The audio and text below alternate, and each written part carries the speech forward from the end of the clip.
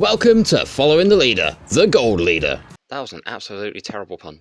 Because today we're going right back to the start of the car pass. With this thing, the Nissan Gold Leader Dastun 280Z, owned by the one and only Chris Forsberg. This thing has 424 brake horsepower, 354 foot-pounds of torque, while weighing a shade under 2,460 pounds. And I've got to say, it does look pretty good indeed. It reminds me a lot of the early sort of Dastun Z, which this thing is based on. It's based off of the 1975 Dastun.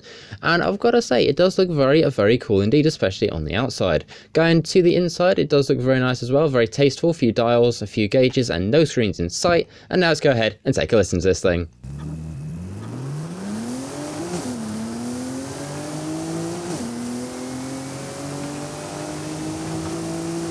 So here and now in the upgrade shop, the first thing to do is jump in straight over to conversions and over to engine swaps to see what we have for this thing. We've got quite a few available. We've got ourselves a 7-litre V8 alongside a racing 3-litre inline-6 turbo known as the 2JZ. We also have ourselves the option of a racing 4-litre V6 twin turbo and also a 3.5-litre V8 twin turbo as well. If you want, you can also go ahead and make this thing all-wheel drive should you wish to, and I think we might do that a little bit later on. For now, let's also go ahead and take a look at aero and appearance, where sadly we've just got Forza front aero, and I think for the back it is it what I think it is?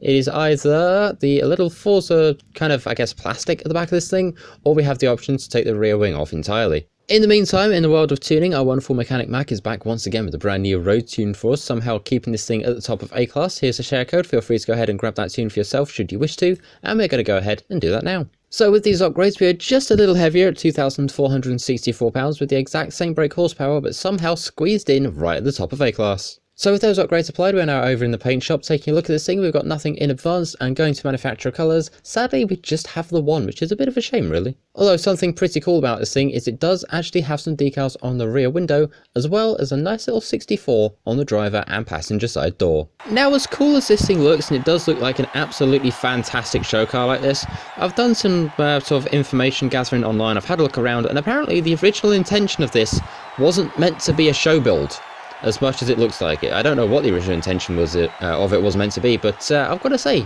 it does look really nice for a car that's not meant to be a show build, but it's still absolutely fantastic, and I would love to see this thing in person. And away we go. We're now up against 11 other various assorted vehicles with one aim, and that is to finish in first, which could get very interesting very quickly. And in fact, I think how this first turn goes is probably going to be how the rest of our race goes. So hopefully, we're a little slidey, but other than that, actually not too bad. Not exactly too fast either, but still not bad. So something interesting I found out about this is when Chris Forsberg first bought this car, I'm stumbling over my words here, but I've had a look, and apparently when he first bought this thing, it was only $4,000, which is honestly insane to think it turned out like this. By the way, we're up into second, past the skyline we go, fantastic indeed. This thing doesn't want to turn, please turn. But if you want to find a good one of these in the US at the moment, you can expect to pay roughly on average around $17,150 US, which is roughly around this in pound sterling. Excuse me, skyline, past we go, first place is ours. Apparently the record for the highest price ever paid for a Dastun Z was roughly $121,000, which is absolutely insane. And again, also roughly about this in pound sterling. All I've got to say is I hope that car is in basically showroom condition, otherwise that is an awful lot of money to pay for one of these. Although to be fair, I would still like to see one of these in person. Anyway, 95%, one more turn left to go, so let's go ahead, throw the car around here, actually stuck to the road quite nicely, and across the line we go in a very nice first place with a time of 2 minutes and 8 seconds. So all in all, that was actually a pretty decent race. And now let's go ahead and take a look at the backstage vote to see what we have this week. We've got ourselves the Mitsubishi Evo 3 and the BMW M6 versus the Mercedes-Benz 500e, and probably one of the nicest cars of all time, the Subaru Impreza 22B. And of course, I'm a Subaru fanatic, so this side is getting my vote. Do you agree? Let me know in the comments. However, we're not done with the tunes just yet, because Mechanic Mac is back once again with a brand new drag build for us. Let's go ahead and bring up the share code very quickly. Hopefully you should see it. There it is. Feel free to go ahead and grab that for yourself. And now we're going to do that, install it, and see just what we're working with. So with these upgrades, we're now a lot lighter at just a shade over 2,200 pounds with a whopping 1,270 brake horsepower. This thing's going to be nuts, and to be honest, a bit scary too. So with a fresh new set of upgrades and a fresh new paint, let's go ahead and see what do we get out of this thing for a wheelie build, or wheelie check rather. We get pretty much just, well, constant stalling, which is a bit of a problem if you're trying to do a wheelie check. Also, by the way, I've gone to interior view. What is this roll cage? In the meantime, here we are now over at the edge of the drag strip. Let's go ahead and get on launch control, and away we go. Let's go ahead and see what we get out of this thing. Hopefully it's going to be something good. I mean, this car is quite light for what it is, and it's also extremely powerful as well.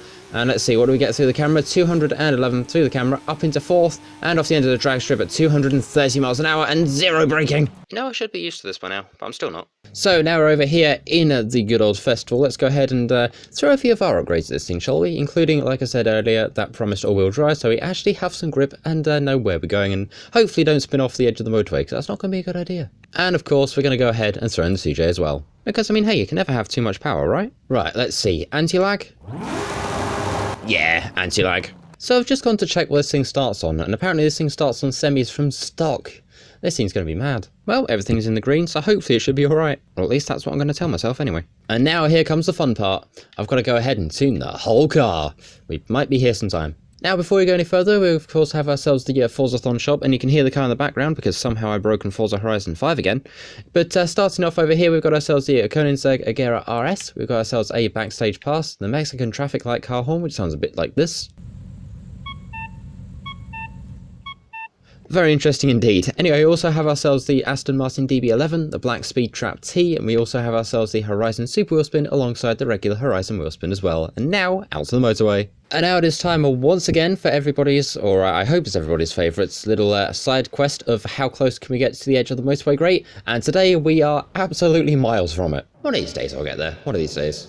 Anyway, here we are now over at the edge of the motorway, so let's go ahead and get ourselves on launch control, and away we go. A pretty decent launch out of this thing as well. Let's go ahead and see what top speed we can get out of this thing. 1,270 brake horsepower and 1 transit van. And also the barrier, but we don't talk about that bit. And out the speed zone at 253.57 miles an hour. This thing is seriously quick, but we do of course still have the downhill and the speed camera to go. I don't know what it is, me and words just aren't working. In the meantime, we should see, there it is, the speed camera, 267 point something or other, going downhill, 269 miles an hour. Do we get anything more? Nope, just 269, which out of this thing is still pretty nice indeed. And there's a motorway sign on the brakes. Do we get this thing stopped in time? The question, well, the answer rather, is sort of. I think that's a little worse than the car we had last week, but still pelting along at nearly 270 miles an hour. It's still pretty decent, although we're not quite done yet. Because if you know these videos by now, you know exactly where this is going. It is time to go ahead and drift this thing. We're going to throw this thing in here, hope that we can get a pretty decent sort of score. I mean, we're very sideways at the moment, extremely sideways at 39,824 points just on the first run, which for this thing is actually really good. But can I do it again? Let's go ahead and find out. We're going to chuck this thing in to the drift zone. We are very sideways, keeping it nicely done in 3rd, and out the other side 40,011 points, which is even better than round 1. But in the meantime, that is this video on the Chris Forsberg Nissan 280Z brackets Gold Leader. It's an interesting car with a long name, and it's also a part of the car pass as well. And as of recording this video, I believe it's also been a very recent addition to Forza Motorsport. But in the meantime, thank you very much for watching. Hopefully you've enjoyed. If you have, feel free to go ahead and like, share, comment, subscribe, all that cool stuff. And as ever, I will see you in the next one. Thank you for watching. Tech out. See ya.